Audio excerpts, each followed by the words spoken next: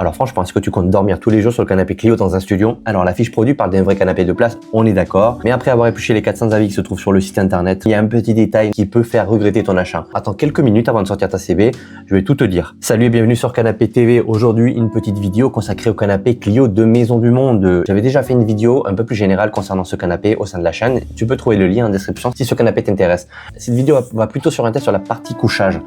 Qu'est-ce qu'il en est? Est-ce que c'est un canapé convertible que tu devrais acheter pour justement dormir tous les jours, dormir en quotidien, dormir de manière occasionnelle ou sporadique? Je vais te dire tous les éléments, tirer des avis clients, tout ce que tu dois savoir ou bien venir compléter un peu les infos que tu as pu trouver par-ci par-là. Je t'invite à cliquer sur le lien qui se trouve en description, justement si tu veux consulter donc ce modèle et voir est-ce qu'il en est, consulter toi-même tes avis, voir des photos, etc. Ce que promet ce canapé sur le papier, grosso modo, c'est un couchage annoncé à 155 à 160 par 170 cm avec une largeur confortable pour deux adultes, d'accord.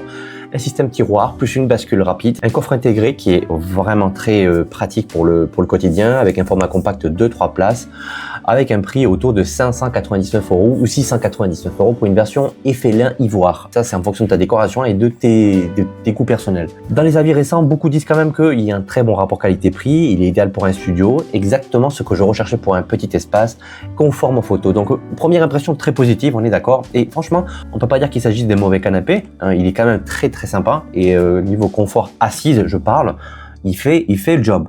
Par contre, côté convertible, il y a quelques petits éléments qui pourraient justement agrémenter et apporter plus de confort donc en qualité de couchage. C'est pour ça que petite mise en garde concernant la mention couchage occasionnel qui est la clé quand même et que tu peux retrouver sur la fiche produit. Donc ça, c'est pas mal de choses que les clients donc ne voient pas forcément ou alors ils le voient mais sans vraiment se dire sans vraiment comprendre ce que ça veut dire. Ce n'est jamais vendu comme un couchage quotidien officiel, ça c'est très clair et c'est bien mentionné. Donc sur le papier, franchement, pour 599 €, c'est séduisant. Le confort en mode canapé. Alors souvent sous-estimé, les avis de 2024-2026 montrent une chose. Alors je suis pas allé forcément plus loin 2023-2022 parce que je trouve que les avis sont un petit peu plus vieux, mais tu peux cliquer sur le lien qui se trouve en description si tu as envie d'en savoir un petit peu plus et consulter toi-même ces avis-là.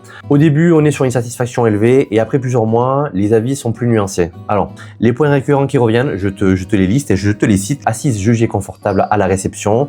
Certains trouvent l'assise un peu molle. Le dossier est plutôt bas d'après certains avis.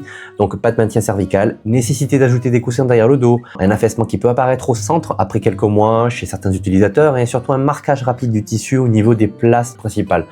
Bon, ça, j'ai envie de te dire, c'est à prendre aussi avec des pincettes, mais c'est ce qui remonte, donc je t'en fais partie. Alors, ce n'est pas généralisé, on est d'accord. Mais c'est assez fréquent donc pour être signalé donc au sein des avis clients et sur une bonne partie de la gamme. Ou si tu sollicites beaucoup ce canapé donc pour pas mal de choses, certains avis parlent donc d'un centre qui se creuse avec le temps. Que vaut franchement le couchage? Que disent les avis concernant le couchage? Donc c'est le point décisif de ce canapé. En plus d'avoir le côté déco qui est très sympa, stylistique, le design qui est sympathique, tu as envie de savoir si le couchage il est confortable, est-ce qu'il vaut vraiment le coup? Parce que sinon est-ce que tu l'achètes ou pas? C'est le sujet le plus cité dans les avis clients. Je t'invite à le voir toi-même. Donc, grosso modo, ce qui est positif, c'est que voilà, on a un dépliage qui est simple, une conversion qui est rapide, une largeur suffisante pour deux personnes. Ça, c'est vrai, c'est pas du mytho. On n'est pas sur une assise, on n'est pas sur une largeur pour une personne et demie, pour deux petits gabarits. On est quand même sur un modèle qui peut vraiment accueillir deux adultes, vraiment pour de bon. Pas de grincement métallique, donc excessif non plus. Par contre, les petites critiques répétées, comme cette fameuse barre centrale qui est ressentie, donc qui revient constamment. La séparation visible est perceptible au toucher, on a une zone centrale plus dure, le matelas est jugé trop fin pour un usage quotidien et je te dis exactement ce que tu pourrais faire donc pour améliorer ce point-là. Et c'est le point suivant, nécessité d'un surmatelas pour un confort correct, légère, donc inclinaison donc vers le centre de manière générale, pas adapté aux personnes grandes de plus de 1,90 m. Bon, c'est pas courant, mais ça peut arriver si tu es un basketteur par exemple. Certains avis récents de 2025 et 2026 disent clairement donc bien pour 2-3 nuits, pas pour dormir tous les jours. Donc il y a un surmatelas est nécessaire. Parce que sans lui, c'est compliqué. En clair, pour un week-end, ça peut passer. Les points rarement évoqués, mais importants quand même que je tiens à citer et que j'ai pu trouver. Donc, ces détails reviennent régulièrement dans les avis récents. Donc, on a une certaine odeur donc au niveau du déballage, de la colle, du bois, du COV, du MDF. Donc, une part de particules visibles sous la structure. Bon, ça, c'est qu'un détail. Points qui peuvent être un peu fragiles en cas de déménagement ou de choc un peu au niveau du transport. Quelques cas de tiroirs mal alignés, des vis donc mal positionnés. Un montage parfois difficile seul, donc ils vont mieux être à deux. Certaines parlent d'une durée de 1h30 à 2 heures, ce qui peut être assez long et assez contraignant pour certaines personnes. C'est pas un mauvais canapé en soi après avoir analysé. Au niveau de l'assise, au niveau du canapé tel quel, dans sa fonction principale, c'est un bon canapé. Il a un bon style. Il me fait penser vaguement au canapé Caravane, par exemple. Donc, si tu connais cette marque, tu vois, ils ont cette superposition de coussins qui est très sympa, très stylistique. Ils ont pas les accoudoirs. Ça reste assez aérien, c'est cocooning.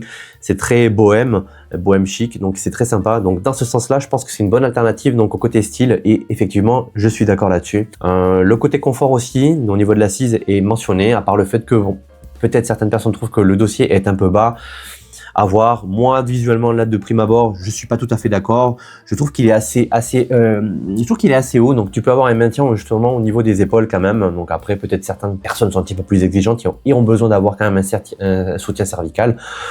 Mais dans ce cas, il vaut mieux s'orienter vers un canapé relax par exemple, ou alors un canapé qui propose des tétières donc réglables par exemple, comme c'est le cas du canapé Origano de chez Alinea par exemple. Côté couchage, donc c'est un petit peu plus problématique en soi, donc tu vas être obligé de prendre un surmatelas obligatoirement si tu veux quand même passer des nuits un petit peu plus confortables au-delà de 2-3 nuits. Tu as un coffre de rangement juste en dessous et ce surmatelas, tu vas pouvoir le ranger quand même. Il va prendre peut-être un peu de place, mais tu vas pouvoir le ranger quand même, donc ça c'est bien. Donc dans un sens, ça peut être intéressant. Donc le seul bémol, c'est ça, c'est peut-être au niveau du montage, les quelques ajustements par-ci par-là, et cette barre qui peut-être justement avec un surmatelas, tu peux vraiment l'oublier pour de bon, et le surmatelas va quand même t'apporter un petit peu plus de confort. Et je dis pas que ça va remplacer un lit, je pense pas honnêtement, et même pas du tout, mais disons que pour améliorer ton expérience de sommeil et de couchage, donc pour plusieurs jours, plusieurs nuits, ça peut être intéressant. Alors, qui peut dormir dessus tous les jours? Grosso modo, d'après les avis, c'est pas moi qui le dis, c'est pas moi qui le déduis, mais d'après les avis clients, donc un étudiant léger, une personne seule, il peut trouver sa place aussi dans une résidence secondaire, une petite surface avec des contraintes budgétaires, et surtout avec un surmatelas qui soit correct. Ça aussi, si tu fais l'impasse de prendre un surmatelas qui est pas terrible, forcément, tu vas déduire forcément que le canapé n'est pas confortable. Évidemment, il faut investir encore. Donc, en plus des 599 €, il faudra sortir peut-être 100-150 € supplémentaires pour un couchage, pour un surmatelas. Je suis d'accord. Mais bon, c'est le prix à payer si tu veux avoir donc un canapé un peu stylé et améliorer le confort au niveau du couchage. Ou bien, tu peux t'orienter vers un autre modèle. Pour qui n'ait pas fait ce canapé pour le couchage quotidien, grosso modo, les retours négatifs sont surtout pour les couples qui sont les couples permanents. Si c'est un canapé principal, oublie-le. Les personnes qui mesurent plus d'1,90 m, qui sont assez grandes, qui ont besoin d'avoir de la largeur, de la longueur. Les personnes sensibles au dos, donc qui ont par contre des petites douleurs, des petites complications au niveau du dos, ça je le conseille pas du tout. Et un usage très intensif aussi, si tu comptes en faire un usage intensif, autant t'orienter vers un modèle qui va te proposer quand même un couchage beaucoup plus confortable. Et surtout, si tu recherches du confort du type de matelas à 20 cm, ça tu vas pas le trouver. Verdict final sur ce canapé, grosso modo, c'est un couchage occasionnel, oui. 2-3 nuits d'affilée, oui. Une personne en studio temporairement, oui, mais avec un surmatelas. Et pour un couple quotidien long terme, c'est risqué. Je trouve que le canapé Clio, c'est un bon convertible d'appoint uniquement. C'est un bon convertible en plus d'être beau, donc il va te proposer un couchage un peu d'appoint, donc c'est temporaire. Il vaut mieux avoir quelque chose de temporaire que vraiment pas du tout de couchage.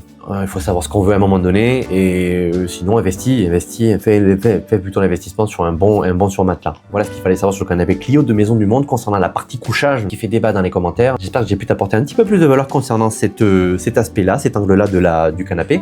Et quant à moi, voilà, si tu as aimé cette vidéo, like, commente, partage. Si tu as des questions concernant ce modèle, n'hésite pas à me les laisser en commentaire, je me ferai un plaisir de te répondre. Et quant à moi, je te dis à très bientôt pour une prochaine vidéo.